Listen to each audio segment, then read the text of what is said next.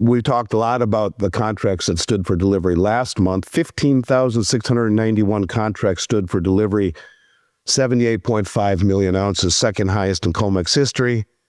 Another 4.6 million ounces of silver was taken for delivery on Friday, this last Friday, bringing the 20-day total to 41.2 million ounces. That's 4 times higher, at least, than any previous year in silver.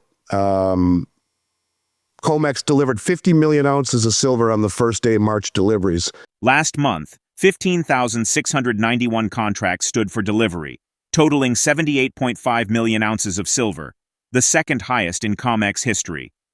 On Friday alone, an additional 4.6 million ounces were taken for delivery, bringing the 20-day total to 41.2 million ounces, at least 4 times higher than any previous year. Additionally, COMEX delivered 50 million ounces of silver on the first day of March deliveries, highlighting a significant shift in market activity. Spot gold increased by 0.1% to $2,921.19 per ounce, while silver prices have shown resilience, with spot silver rising by 1.2% to $32.36 per ounce. AndySchectman, a respected figure in the precious metals industry, explains that silver is currently hitting all-time highs against currencies like the Canadian, Australian, and Japanese yen. In 2011, when silver nearly reached $50, the US dollar index was at 75. Now it's at 107. Despite the stronger dollar, silver is performing as expected against weaker currencies. But what happens if the US dollar weakens back to 2011 levels? The potential for gold and silver to skyrocket would be enormous. With inflation firmly in place and a recession looming, the Fed may have no choice but to cut rates and reintroduce quantitative easing, QE. If that happens, it would send a clear message to global markets that holding dollars is a losing game. AndySchectman exposes that JP Morgan claims it buys gold for clients, not itself, raising questions about who took delivery of $4 billion in gold on COMEX in February, possibly a major investor like Warren Buffett. Much of the metal remains in COMEX, but a surge in the registered category suggests entities are standing for delivery. Additionally, last month saw the most significant gold delivery in COMEX history, nearly 6 million ounces, indicating significant behind-the-scenes movement that warrants attention. Before we dive into the video, subscribe and hit the bell icon so you never miss our latest updates. We'd love to hear your thoughts. Drop a comment below. Right now, it's at all-time highs against the Canadian dollar, the Aussie dollar, the Japanese yen. And what's interesting, and the bald guy Money called my attention to this, is that in 2011, the previous peak, silver barely almost got to 50 per second. The dollar then was at 75. Now it's at 107. So at a 107 right now, it's silver is doing what it's supposed to do as those currencies have fallen against the dollar. And it's at an all-time high. What happens if our US dollar falls back to where it was in 2011, down to 75? You have no idea how high gold and silver will go in that environment. And certainly it could. I mean, inflation is here to stay. And when we get into this recessionary environment, what is the Fed going to do? Are they going to lower rates again and pivot and re-inject QE again and start to, just say to them on a value basis? And as Blythe Masters said many times, JP Morgan doesn't buy gold for their house account. It's for clients. Okay, well, if that's the case, who's got $4 billion that they delivered in gold to COMEX in February? Who's got that? Could it be Warren Buffett? Maybe. I mean, seems like a good value to me. There's all sorts of supposition who that is, who those clients are, who took that delivery. One of the things that's important to note is that a lot of the metal hasn't left COMEX yet. Some has, a good amount. But when it's delivered into the eligible account, someone like we have one of our Brinks facilities is in New York, JFK. That is a COMEX facility. And all of our clients' metal, gold and silver, is held in what's called eligible category. It means it could be sold on COMEX if you move it to registered. We've seen a massive, massive increase in the registered category, which tells me that there are entities standing for delivery. You don't do that unless someone says we're going to take... We took the other side of your short contract, JP Morgan. We took the long, we're standing for delivery. So they have to first move it into eligible and then transfer it to registered. And that's what we've seen. But something's going on, then again, something's going on. And we have seen a lot of offtake But the deliveries, you know, as I mentioned, last month, we saw the largest delivery in the history of the COMEX, right? 16, what was it? 16 million, no, sorry, 6 million ounces, 5.9 million ounces of gold, almost 6 million, was taken. The largest delivery ever in the history of the COMEX market for a 1 month contract. Something's going on, and I think people need to pay attention to it. Andy highlights that gold remains the ultimate monetary metal and a Tier 1 asset, as evidenced by central banks' continued accumulation. While silver also holds monetary value, its significance extends beyond that. It is a crucial resource for the military-industrial complex and high-tech weaponry. Despite silver's importance, its price has not kept pace with gold, raising questions about market manipulation. 8 central Western banks hold the most prominent concentrated short position in any commodity on the COMEX, actively suppressing silver prices. Their motives appear to go beyond profit, hinting at a more significant strategic agenda to keep silver affordable for industrial and military use.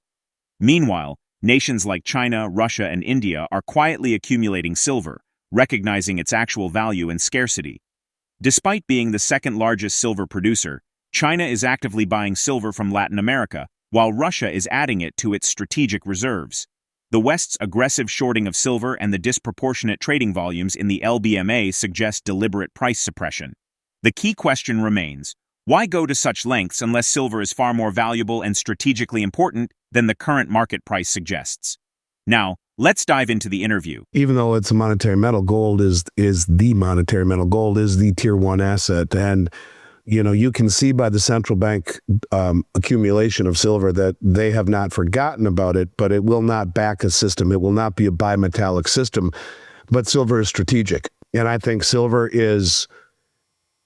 has not kept pace with gold because silver is a far more important metal to the military industrial complex and to the people who need it to make high-tech weaponry, is truly the way that I look at it.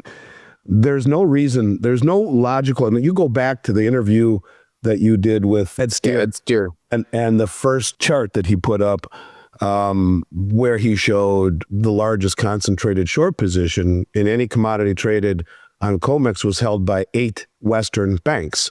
Why would 8 Western banks hold the largest short position in any commodity traded on COMEX? Why would they trade 3.5 times annual global mine supply, these same Western banks, largely on the LBMA, 90% paper short? Why put so much effort into holding down the price of silver is the question that needs to be asked, and then work backwards. It's not profit. There are many other things that they could do that would not be as risky as what they're doing. There is a bigger agenda with silver. So gold is the monetary metal, and silver is too, but silver, its plurality in demand is what sets silver apart from a value proposition. You have monetary demand, you have industrial demand, you have military industrial complex demand. And by now, if we can't tell how powerful these folks are, you know, the pushback for peace is ridiculous. The warmongering, the continuing, you know, they want NATO now. You want NATO to put boots on the ground, the UK and France in the Ukraine. Are you really that stupid? I mean, these folks just want perpetual war. Well, if that's really what you want, and you want to continue to make weaponry, you need cheap silver. And if the world really knew how valuable silver was and how scarce it was, it would be a whole different value proposition. Some of the countries do. India, I would argue, does, and that's why they've imported, I don't know, I don't really know the number, north of 800, 900 million. And why would they do that if it was just a, you know, why is China, who's the second largest producer of silver in the world, going around buying doré concentrate if they're already producing it there from the miners in Peru and the rest of Latin America, disintermediating the marketplace? Why is Russia adding it? Why is Russia adding it to their strategic stockpile? These are all questions that they don't need to be answered. They need to be asked. And it's easy if you look at that and say, well, geez, what's Occam's razor? Occam's razor say because it's a whole hell of a lot more important than the price would lend one to believe. So I would not, I understand people being discouraged by it. It's been counterintuitive. But the bigger question is why? Why has there been such a massive effort by these massive banks to mess with silver.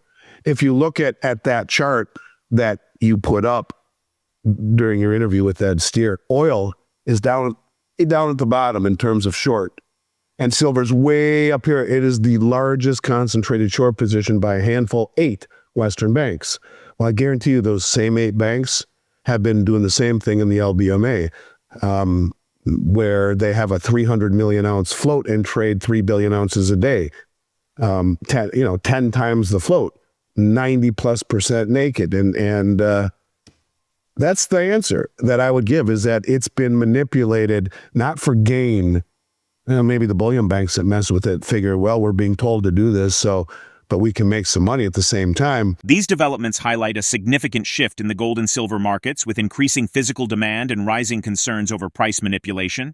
As central banks and major investors quietly accumulate precious metals, the financial landscape may face significant changes.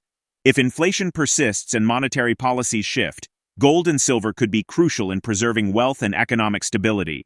How could a weakening U.S. dollar affect gold and silver prices in the coming years? Why are central Western banks so invested in suppressing silver prices? And what does this mean for future market movements? Drop your thoughts in the comments below. If you found this video helpful, give it a thumbs up and subscribe to stay updated with our latest content. Thanks for being part of our community. We appreciate your support.